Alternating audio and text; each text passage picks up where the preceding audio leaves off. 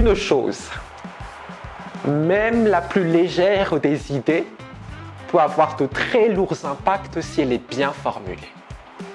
Vous ne savez pas comment faire?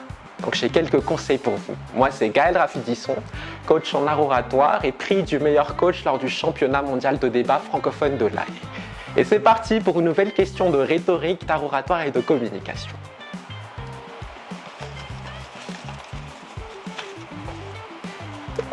Voyons ça tout de suite.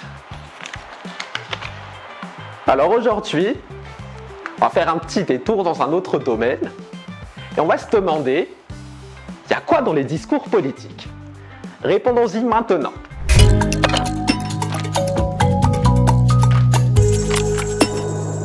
Trois choses que l'on retrouve souvent dans les discours politiques.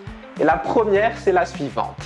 C'est ce qu'on appelle la mise en transparence du réel. Donc ça, c'est la manière d'expliquer et de présenter la réalité pour qu'on puisse introduire nos idées politiques. Donc par exemple, du côté des partis écologiques, on va se dire que la plupart des problématiques qui nous arrivent sont causées par le manque de préoccupation pour l'environnement. Donc ça, c'est une manière de traduire la réalité pour ensuite soutenir et défendre des idées politiques. À côté de ça, il y a le deuxième élément.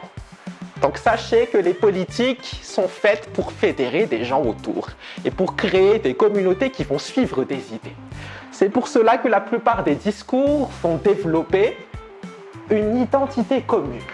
On dira souvent, très cher malgache, pour rappeler notre identité commune, on s'adressera directement à des cibles dans des communautés pour leur dire qu'on les représente et on essaye de les travailler dans nos discours lorsqu'on fait un discours politique.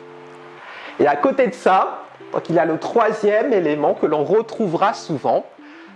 Donc si au début on a parlé de notre interprétation de la réalité, on peut aussi parler de la prétention à le régir. La prétention à régir cette réalité-là.